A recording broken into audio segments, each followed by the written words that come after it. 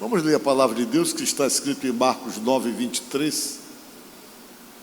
Vai estar escrito ali também, tá? Diz assim.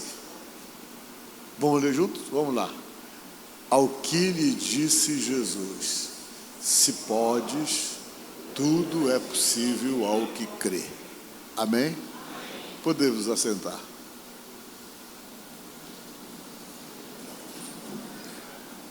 Eu quero conversar com você sobre acreditar em Jesus.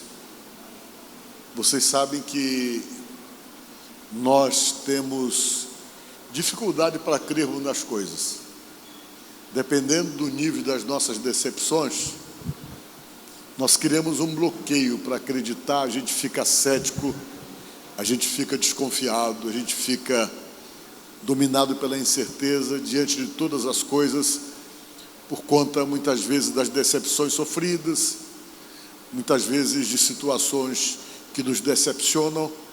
Nós vamos criando esse bloqueio.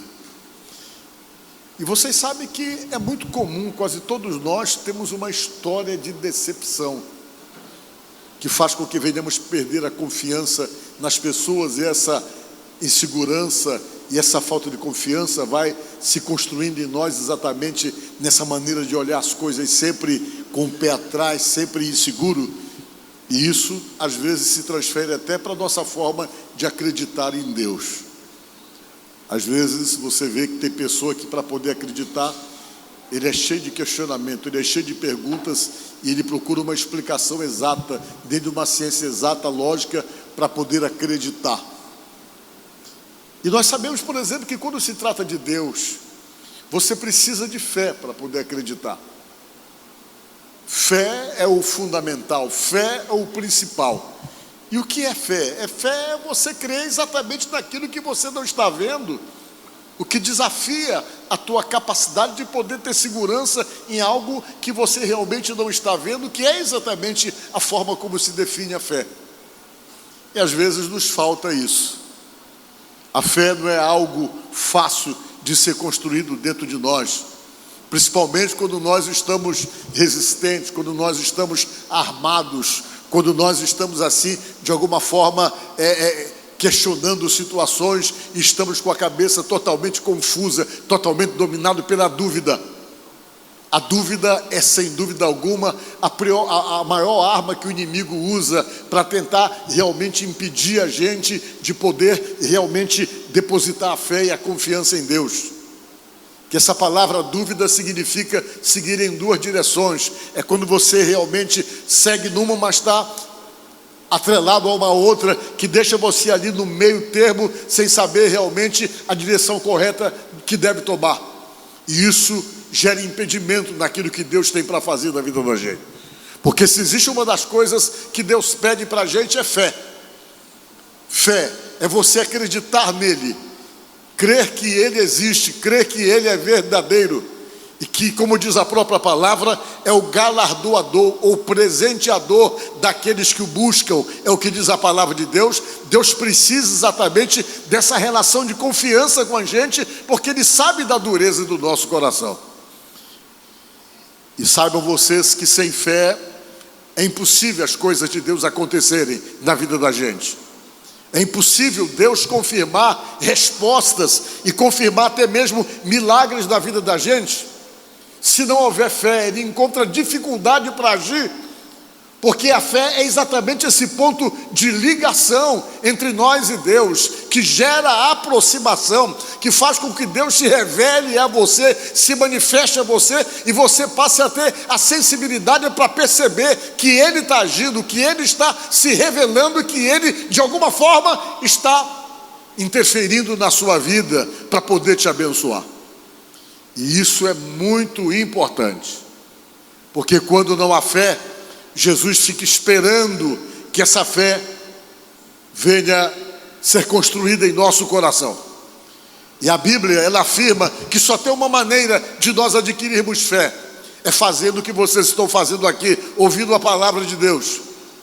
É o que diz a palavra, é que diz os ensinamentos sagrados, que a fé vem pelo ouvir, o ouvir a palavra de Deus. Na medida que você ouve coisa referente a Deus, a Jesus, e que você começa a absorver isso, a receber isso no seu coração, a fé começa a ser trabalhada a ponto então de você passar a ter experiências com Deus através dessa fé.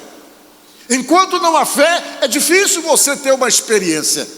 Enquanto não há fé, é difícil você poder entender. Quando alguém falar alguma coisa para você sobre o agir de Deus, você vai ficar totalmente confuso, porque é uma experiência difícil de você saber. Alguém falando, porque ela tem que ser sua. Essa forma como Deus age, ela é uma forma individual. Ele realmente tem uma maneira de se revelar a cada pessoa, de se manifestar a cada pessoa e de simplesmente comprovar através da fé que Ele existe e que Ele está ali para ser, acima de tudo, o seu ajudador nas suas necessidades, segundo o que diz a própria palavra de Deus.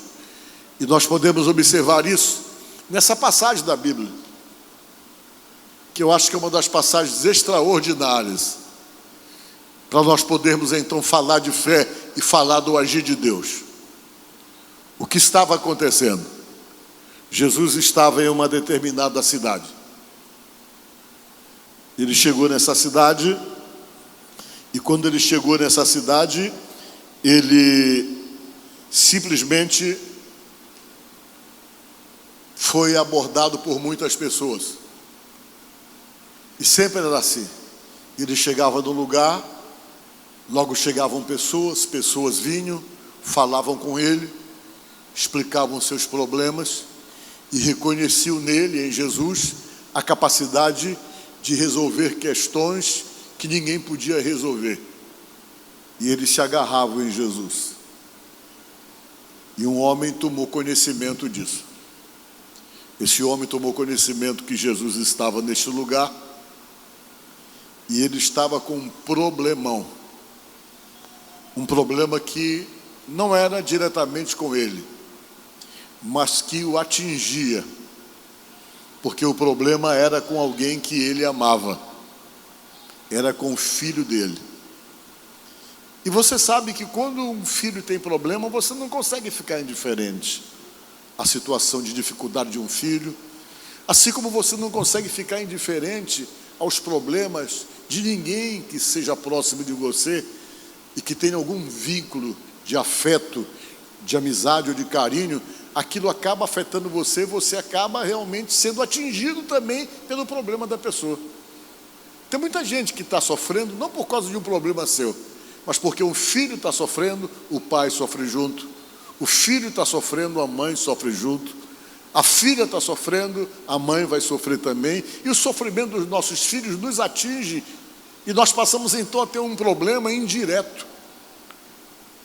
E o que eu digo para vocês é que o inimigo das nossas vidas, ele é especialista em tentar atingir pessoas mais frágeis da nossa família, para poder nos atingir indiretamente. Às vezes você está bem com Deus, e Satanás não tem como atingir você, porque você está bem com Deus. Mas o que ele faz? Ele vai, como diz a própria palavra de Deus lá em Pedro, ele procura uma presa para poder devorar. E quem ele acha que é próximo de nós, que tem brecha, que é fácil de ser atingido, ele vai atingir, porque ele sabe que ele vai também nos atingir indiretamente. Por isso que quando a gente ora, a gente tem que orar muito pela nossa família. Nós temos que orar muito por aqueles que dão brechas, orar muito por aqueles que dão trabalho e que a gente sabe que estão totalmente vulneráveis. Eles têm que viver a vida deles o quê? Na cobertura da nossa oração. Você não pode desistir de ninguém, você não pode chegar e lavar a mão com um filho porque está dando trabalho, porque tem influências erradas ou influências totalmente contrárias na vida, mas pelo contrário, esse aí você tem que concentrar a proteção e tem que concentrar, acima de tudo, a sua cobertura de oração, que ele vai precisar de você. E a oração de um justo, diz a palavra de Deus, pode muito nos seus efeitos. Diga glória a Deus.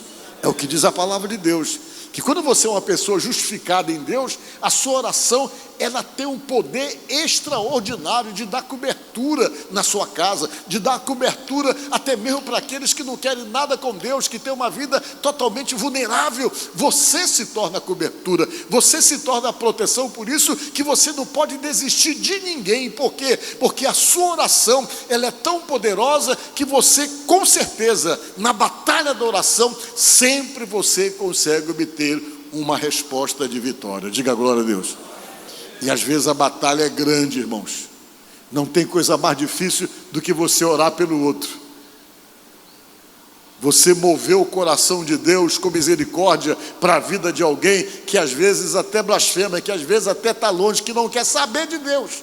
E você ora por aquela pessoa e não tem que desistir dela. Por quê? Porque o que vai acontecer é que Deus, por amor a você, pela sua fé, pode fazer uma obra extraordinária na vida dessa pessoa. Nós temos exemplos na Bíblia. O exemplo daquela cura, daquele homem paralítico que foi levado pelos 4 amigos que abriram um buraco no telhado para colocar o doente lá na frente de Jesus, que Jesus curou o doente. O que é que diz a palavra de Deus? Diz que Jesus olhou a fé dos 4, não foi a fé do doente, o doente nem sabia o que estava acontecendo. Ele foi levado até o lugar onde Jesus fazia a reunião. E diz a palavra assim: e vendo a fé deles, dos 4, Jesus operou um milagre na vida do paralítico. Diga graças a Deus. É a nossa fé, isso é a fé. Ela funciona assim, dentro dessa batalha espiritual, para você não entregar a luta.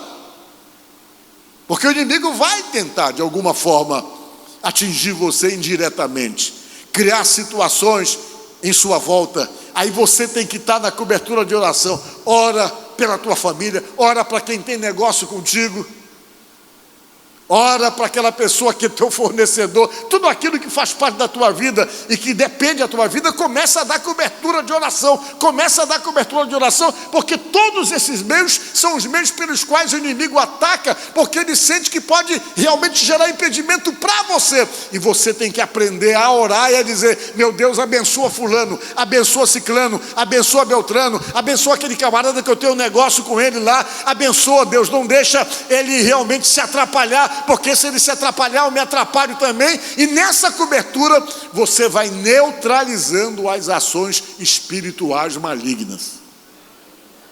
E esse homem, ele era um pai.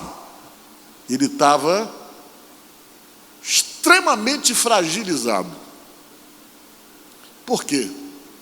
Porque o filho dele tinha um problema espiritual.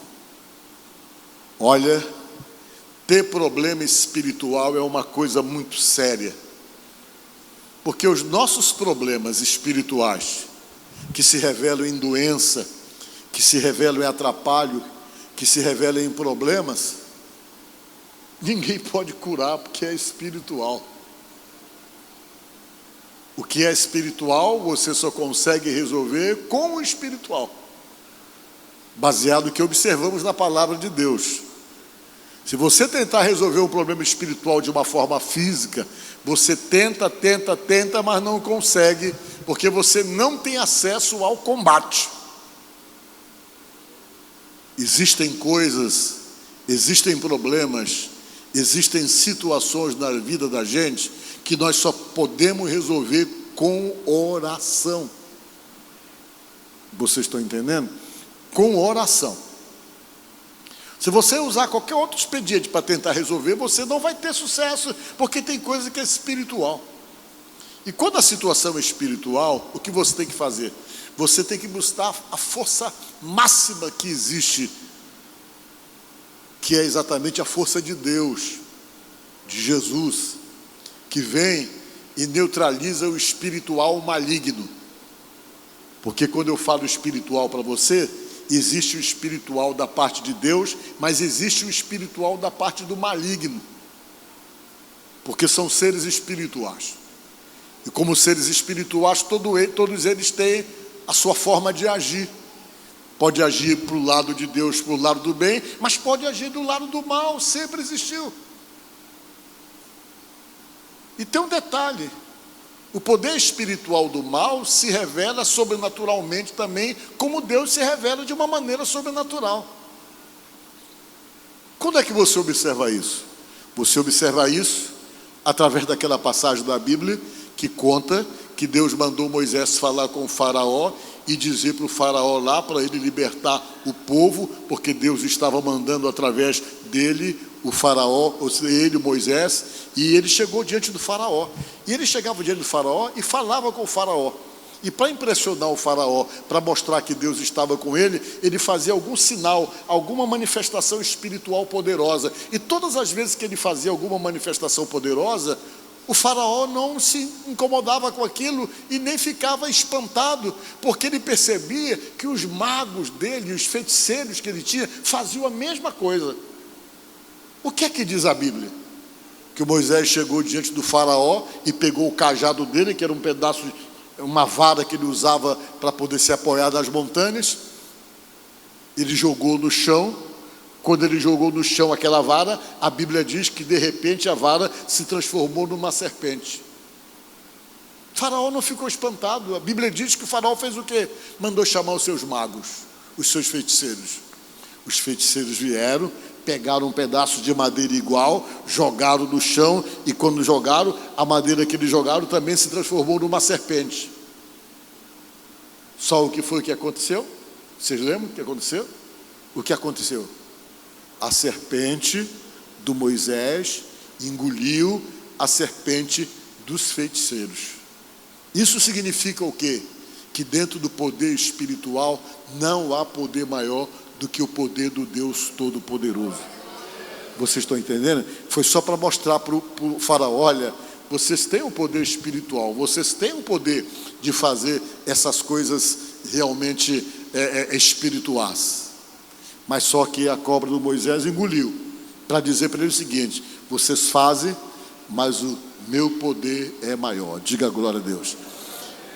Então o poder maligno não existe. Existe. E esse homem, ele estava sofrendo porque o filho dele estava com um problema espiritual.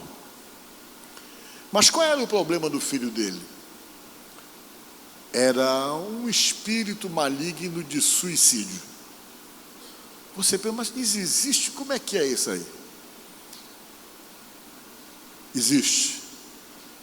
Havia na vida do rapaz um espírito, um ser espiritual, que queria matar o rapaz.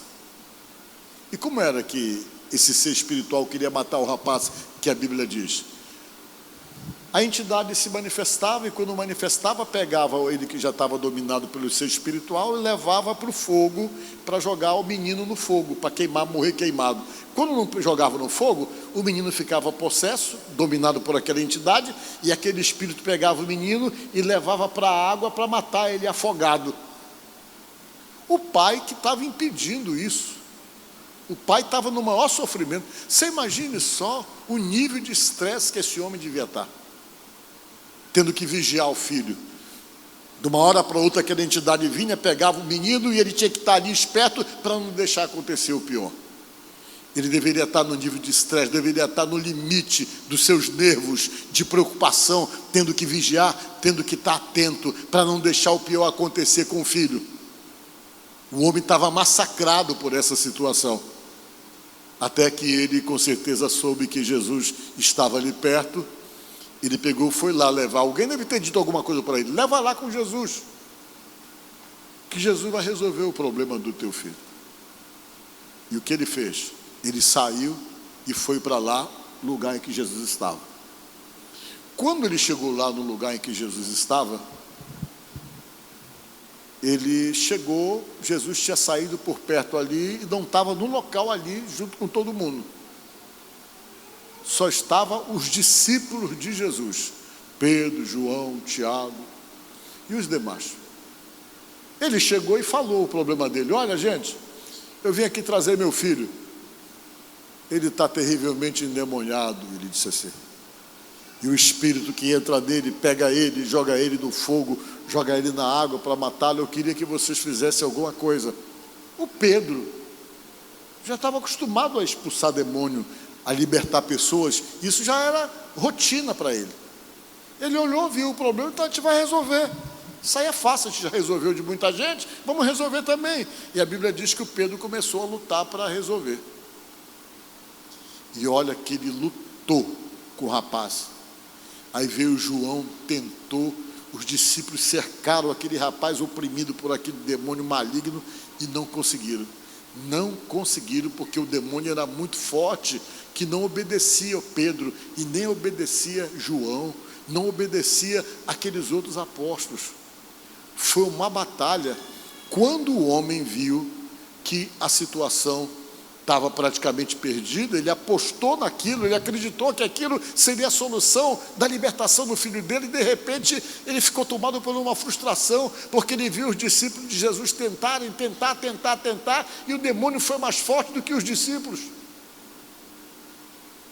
Aí o homem ficou frustrado, ficou arrasado, porque ele estava apostando na possibilidade daquela libertação que aconteceria ali naquele lugar, que talvez alguém deve ter informado para ele.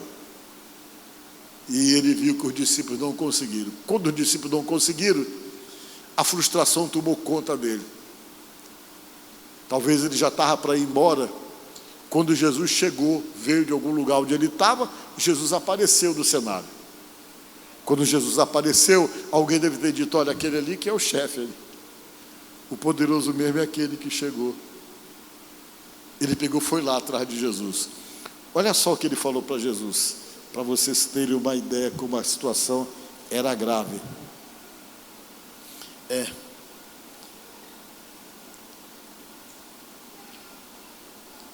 Então Jesus disse: tá bom, vamos ver aqui, não é aqui. Versículo 16, eu acho, né? Então,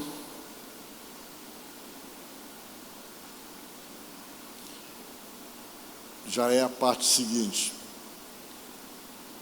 Vamos ler o texto todo do verso 16, só para vocês acompanharem, por você ler na sua Bíblia.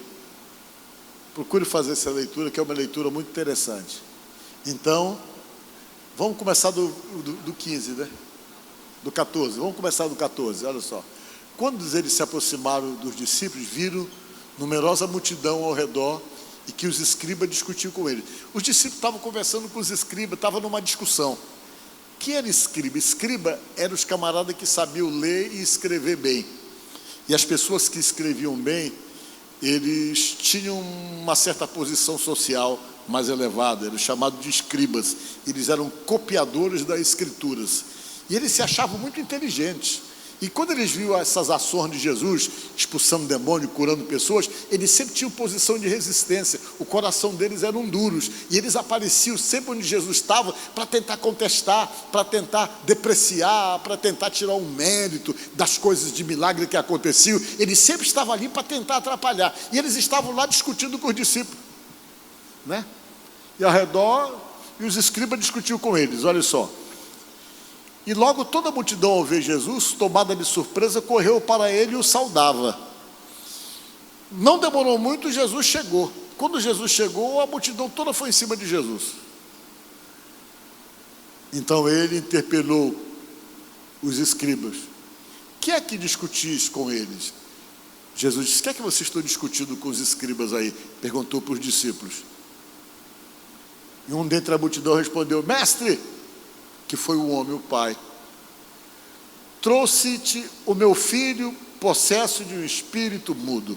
Vejam só, a discussão que havia lá, com certeza os escribas já estavam tripudiando em cima, porque os discípulos não conseguiram libertar o rapaz. Vocês estão entendendo?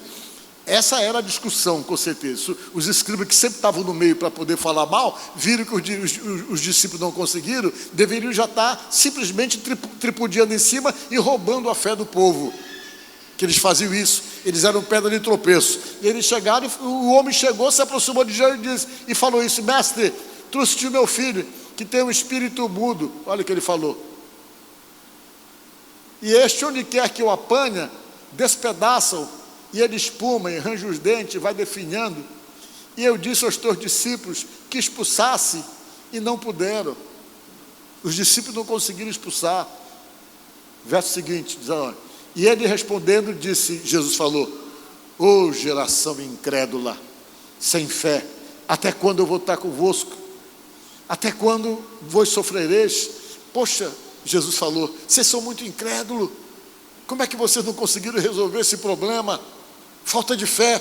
Jesus falou: trazem-me aqui o menino.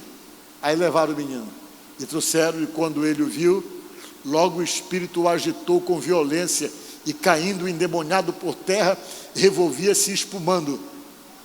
E perguntou o pai dele: quanto tempo há que lhe sucede isto? Jesus perguntou para o pai. O pai disse, e ele disse: desde a infância, desde criança que ele tem esse problema. Se fosse hoje, alguém diria: desde criança que ele é médio, ele tem esses negócios aí. Vocês estão entendendo? Talvez era isso que eu falar para ele. Desde criança que ele está espumando, que ele tem esse negócio desses espíritos aí. E muitas vezes o tem lançado no fogo, na água, para destruir. O pai do menino falou: mas se tu podes fazer alguma coisa, tem compaixão de nós e ajuda-nos. Por favor, ele está sofrendo desde a infância, mas eu já trouxe para os teus discípulos não puderam resolver, agora é o Senhor. Se o Senhor pode fazer alguma coisa, nos ajude, por favor. Jesus olhou e deu essa resposta aqui. E Jesus disse: olha, se tu podes, não duvida do que eu sou capaz de fazer. Mas você precisa crer, disse Jesus. Porque o quê? Porque tudo é possível ao que crê. Amém? Tudo é possível ao que crê. O que é possível? Possível é possível. Qualquer coisa é possível se você realmente crê em Jesus e deposita a sua fé nele. O problema mais complicado, o problema mais difícil pode ser resolvido através da sua fé. Você precisa crer que vai ser com você, da maneira como você está acreditando, é o que diz a própria palavra de Deus. E quando Jesus disse isso para o homem foi sincero. Olha o que ele disse. E logo o pai do menino, clamando com lágrimas, disse: eu creio, Senhor, mas ajuda-me na minha incredulidade. Eu estou crendo no Senhor, mas eu sou um camarada difícil, sou um camarada bloqueado, eu sou difícil de acreditar, ajuda-me na minha falta de fé. Foi o que ele falou para Jesus. E o verso seguinte diz o quê? O resultado: e Jesus, vendo que a multidão concorria, repreendeu o espírito imundo, dizendo-lhe: espírito mudo e surdo, eu te ordeno, sai dele e não entres mais nele. Foi o que Jesus falou: não entre mais nele. E diz o que a palavra de Deus? E ele, clamando, agitando com violência, saiu e ficou o menino como morto. De tal maneira que muitos diziam que estava morto. Jesus matou o garoto, Jesus matou o garoto. O pessoal começou a falar. Aí o verso seguinte: mas Jesus, tomando pela mão, o ergueu e ele se levantou. Diga glória a Deus. E olha o verso seguinte: e quando entrou em casa, os seus discípulos lhe perguntaram à parte: por que nós não podemos expulsar Jesus? O que foi que houve que a gente passou essa vergonha? A gente tentou, mas não conseguimos. Aí Jesus revelou uma coisa que é muito importante para nós: as armas de uma batalha espiritual. As armas de uma batalha espiritual. Se você quiser combater essas coisas que são espirituais, as armas não são convencionais. Fala lá em Coríntios que as armas da nossa milícia, elas não são carnais, elas são espirituais. É 2 Coríntios, deixa eu ver se eu acho aqui, capítulo, acho que é 2 Coríntios 10, que fala que as nossas armas, para combater o espiritual, elas não podem ser carnais, elas não são humanas, elas são sobrenaturais, são poderes que agem através da fé. Amém? Achou? 2 Coríntios, que as nossas armas não são carnais? Ela vai já colocar para vocês verem onde é que está escrito. Eu gosto de mostrar para vocês na Bíblia, para você não dizer que é invenção minha. Você está entendendo, não é? Está na palavra de Deus. Olha só o que é que diz aqui: porque andando o quê? Na carne, não militamos segundo a carne. O que é militar? Militar é guerrear. Nós não guerreamos segundo a carne. A gente não entra em confronto segundo a carne. Por quê? Porque as armas da nossa milícia ou do nosso exército, o que é milícia? Você sabe o que é milícia? Exército civil. A gente fala milícia, a gente já fica pensando logo na milícia lá do Rio de Janeiro, né? Que é os caras que foram policiais e que ficam... Milícia é exército civil. Vocês estão entendendo? Aí ele está dizendo aqui, ó, as armas da nossa milícia não são carnais, não é na carne, não é no grito, não é brigando, não é no ódio, não é no ressentimento, não. Não é carnal as armas da nossa milícia ou do exército de Deus. Não é carnal, mas é o quê? Poderosas em Deus para destruir fortalezas, né? Anulando o quê? Destruindo argumentos e toda altivez que se levanta contra o conhecimento de Deus e levando cativo todo o entendimento à obediência a Cristo. Diga glória a Deus. Não é carnal, mas é espiritual essa arma que Deus dá para nós. Aí eles chegaram e disseram: Jesus, o que foi que houve que a gente não conseguiu? Nós passamos vergonha, nós ficamos lá tentando expulsar o demônio do corpo do menino e não conseguimos. E a Bíblia diz que essa conversa aconteceu em off. Foi quando acabou tudo que Jesus foi conversar com eles. Eles estavam em processo de ensinamentos, eles eram discípulos. A palavra discípulo significa alunos. Eles estavam aprendendo como é que se faz as coisas. Jesus então, em off, chegou e disse: eu vou explicar para vocês por que vocês não conseguiram. Aí Jesus deu a resposta. Vamos voltar para lá. Jesus deu a resposta que serve para nós. E logo o pai do menino e Jesus vendo, agora. Essa é a resposta que Jesus deu. Por que a gente não conseguiu, Jesus? O que foi que houve? Que aquele demônio foi mais forte do que nós. Jesus disse: pois é, tem um detalhe.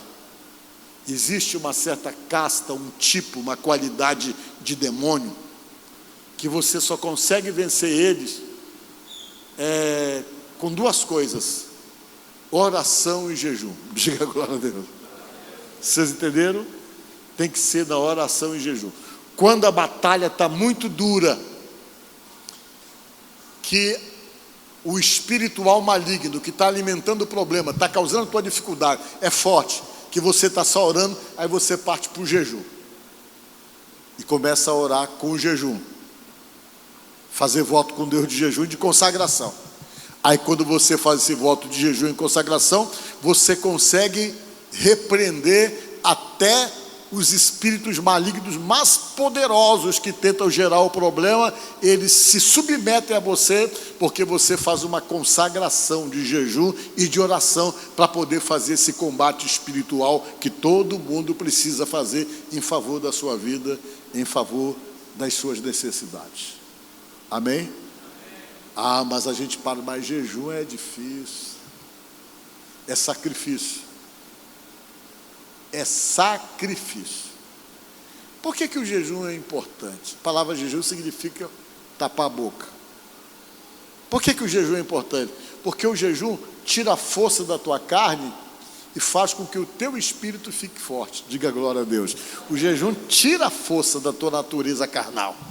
Aí o espírito fica forte. Aí você vai para o combate, meu irmão, é difícil você perder. Ou é impossível você perder, segundo as orientações de Jesus. Por quê?